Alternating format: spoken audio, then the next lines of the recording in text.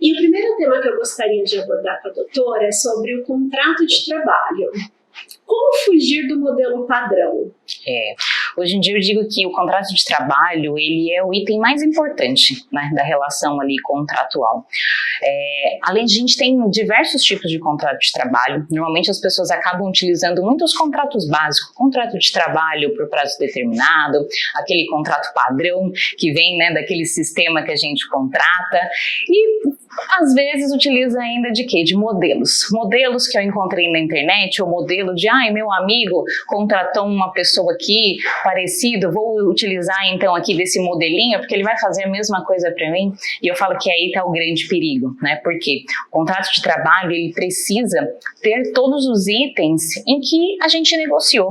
Então ele é a parte mais importante. Se ali não estiver falando qual é a jornada de trabalho, né? Qual é o tempo daquele contrato, o que aquela pessoa vai fazer, o como ela vai fazer, tudo que foi negociado, tem benefícios, não tem benefícios, a gente pode ter muitos problemas dali para frente.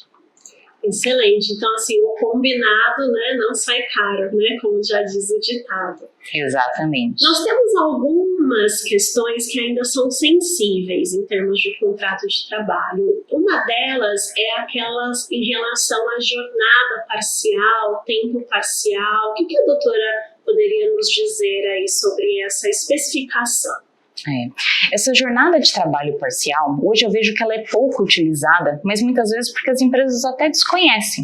Ela é uma jornada que serve muitas vezes para aquele empregador que está no começo, que ainda não tem demanda, né, para uma 8 horas de jornada diária, ou que ainda acha que ele não tem condições de arcar o suficiente com aquela remuneração de um piso da categoria de forma para uma jornada mensal de 44 horas, de 220, e ele pode utilizar isso dentro de vários contextos com a jornada parcial. Só que a gente precisa ter alguns cuidados. Por que ter esses cuidados?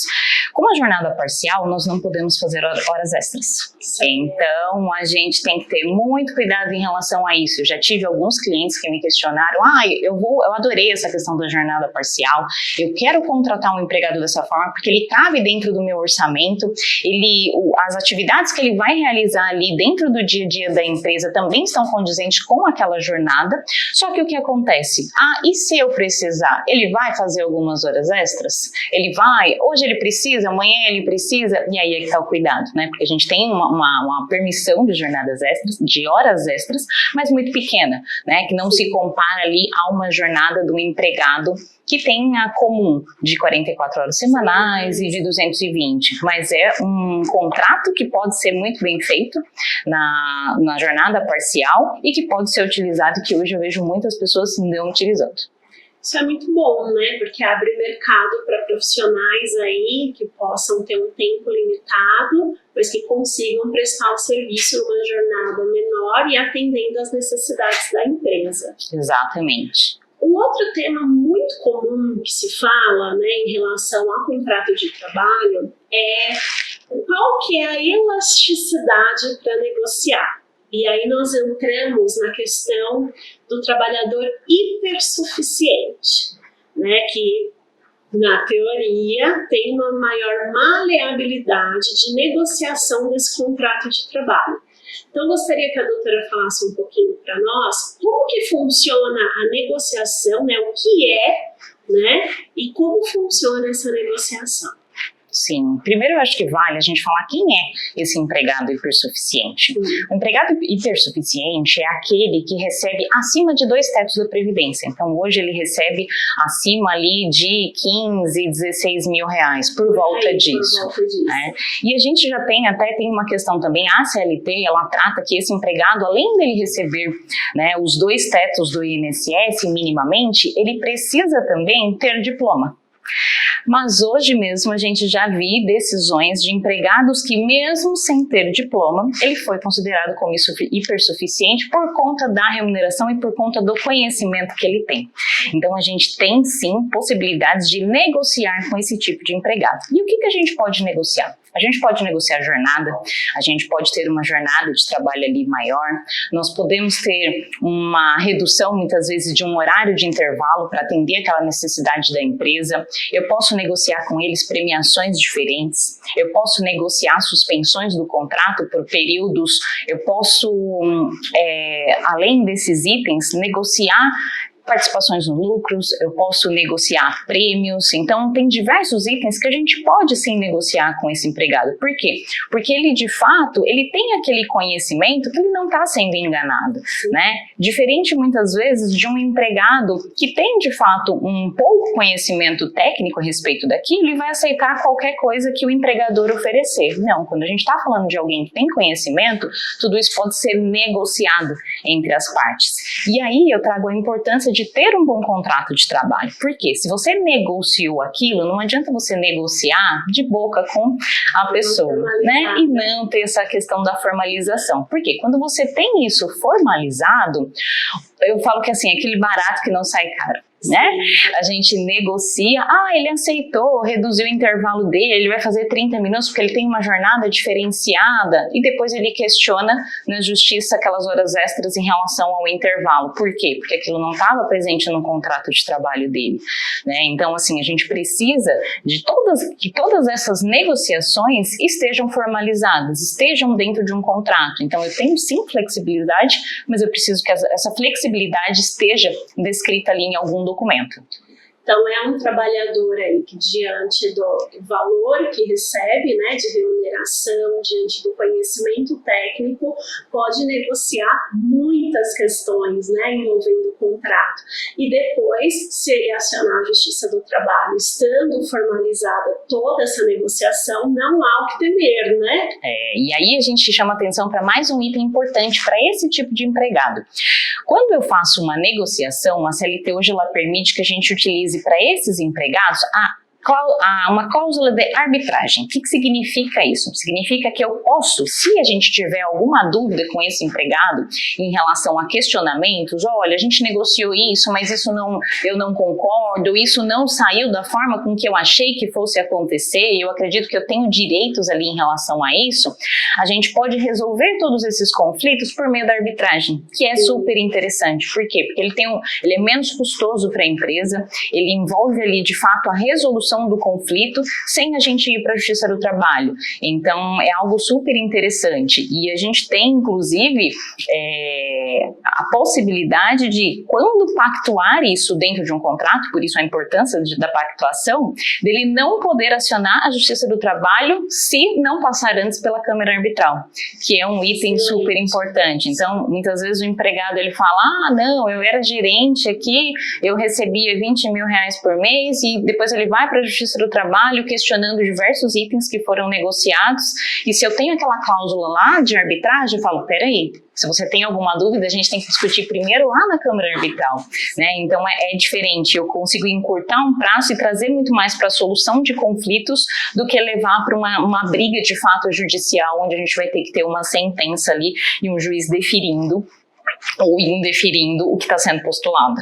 Sim, então aí fica um caráter mais conciliatório, o rito é mais rápido, né? Tudo mais exatamente. Não ficam aí recursos e demais peças aí de processos para lá e para cá, né? Exatamente. Mais facilmente. Muito bem. Ultrapassada essa fase aí que nós falamos um pouquinho sobre negociar, eu gostaria de entrar num tema que, embora falou-se muito nesse tema após a pandemia, né? Nunca exaurimos, né? Porque sempre tem muito material, muita coisa para dizer sobre, que é a questão do teletrabalho.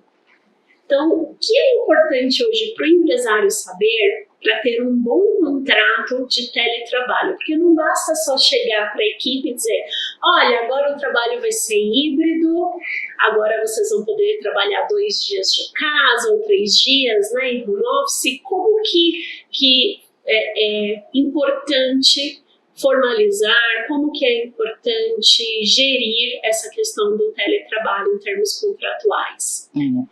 Eu acho que isso é super importante, por mais que seja algo que a reforma trabalhista trouxe, né, a respeito ali do teletrabalho. Isso foi muito bem reforçado com a pandemia, porque houve a necessidade de todos os trabalhadores, né, se adequarem ali àquela situação, e não só os trabalhadores, mas também os empresários. O que a gente tem ali que eu vejo muito dentro do judiciário, dentro do meu dia a dia? A maioria das pessoas sequer tem a informação de que a pessoa atua no teletrabalho. Eu vejo muito, fulano não fazia hora extra, ele trabalhava em casa 2, 3 vezes por semana. E aí quando você fala, tudo bem, me dá o contrato de trabalho dele. Quando você olha o contrato dele sequer mencionava que ele tinha, né, o teletrabalho. Então já começa por aí, eu preciso ter um contrato de trabalho informando, né, se ele precisa trabalhar ali de fato, quantas vezes na semana, ele vai trabalhar 2, 3 vezes por semana. Eu posso a qualquer momento informar para ele, olha, agora acabou, você não vai mais trabalhar de casa, você vai trabalhar, vai ter que vir aqui para a empresa. Quais são os cuidados que eu tenho que ter na fiscalização de forma remota, né? Eu tenho responsabilidades em relação àquele empregado. Então, quando ele está no home office, o home office ele é uma extensão, vamos dizer assim, da empresa quando a gente está falando de teletrabalho. Sim. E muitas vezes, o que eu vejo dos empregadores? Eles não tendo cuidado, às vezes com coisas básicas, que é a própria o quê? Segurança do trabalho. Será que ele tem uma cadeira confortável para ele poder realizar ali aquelas funções naquele dia a dia, e depois ele vai ficar com uma dor na coluna que vai falar que a empresa não forneceu e que aquilo foi uma doença relacionada ao trabalho? Ou será que eu tenho como monitorar para saber se ele está trabalhando ali durante aquela jornada que ele foi contratado, ou se ele está, de repente, fazendo outras atividades domésticas, porque a gente sabe quando está dentro de casa acaba muitas coisas se misturando, e depois ele cobra horas extras porque ele teve a necessidade de ficar até mais tarde. Então, assim, como tudo isso vai acontecer? Tudo isso tem que estar dentro de um contrato, né? Porque se tiver dentro de um contrato, eu consigo expor a realidade da situação. E quando a gente simplesmente fala, olha, você está contratado com o meu contratinho aqui padrão, né? Informando que você vai trabalhar 2 vezes por semana e sequer menciona isso, eu estou sujeita depois a riscos em relação à justiça do trabalho, tanto em relação à saúde, quanto em relação a outros itens também. Às vezes tem empresas que eu vejo que têm políticas de auxílio, né, até salarial. Alguns falam, olha, o meu piso da categoria é R$2.000, só que eu vou te pagar 2.200, por quê? Porque esses 200 aqui é referente ao auxílio que você vai ter para custear internet, luz, porque o seu trabalho vai acontecer de forma remota. Só que ele não menciona em nenhum momento isso. E, ou seja, a gente tem um aumento, né, naquela remuneração daquele empregado, sendo que eu podia estar pagando aquela verba como sendo uma verba indenizatória e podia estar descrito trazendo segurança se estivesse sendo mencionado no contrato. Então, vamos lá, itens importantes. Não é para trabalhar do sofá. Exatamente. Né? Tem que ter ergonomia, uma boa iluminação, né? Tem que ter aí procedimentos a ser adotados para trabalhar também em home office. E procedimentos formalizados? Formalizados sempre, né? A gente tá batendo nessa tecla da formalização, porque não basta, né? É óbvio. Eu deixei claro. Mas tivemos uma conversa, uma reunião. Não, isso precisa estar formalizado. Inclusive essa ajuda de custo, né? Exatamente. Para as questões que envolvem o consumo de energia elétrica, para que não seja incorporado realmente ao salário em si, todas as verbas, e depois ainda seja requerida, exatamente, né, essa ajuda de custo na Justiça do Trabalho. Isso mesmo. Muito bem, muito obrigada. Essas questões do contrato eu acho que são importantíssimas. Fugir do modelo padrão, entender o tipo de colaborador que você tem, então se é uma pessoa mais instruída, negociar um pouco mais, falar sobre o teletrabalho, olha, é obrigatório, não é um benefício, pode ser retirado, né? Porque muitas empresas nós vimos aí que retornaram, fizeram o caminho de volta, justamente porque não tinha tudo muito definido. E aí, quando os problemas surgiram, cortaram ao invés de se adaptar. né? Exatamente. Então, assim, é super importante isso. E até um dos contratos que eu acho super importante, que hoje em dia é muito utilizado, é o próprio contrato da pessoa jurídica. Que esses são, assim, os que eu tenho mais dificuldades e problemas dentro do dia a dia. Porque vem sendo muito utilizado, mas as pessoas acabam pegando qualquer modelo da internet, Sim. ou pegando ali o contrato do amigo, né?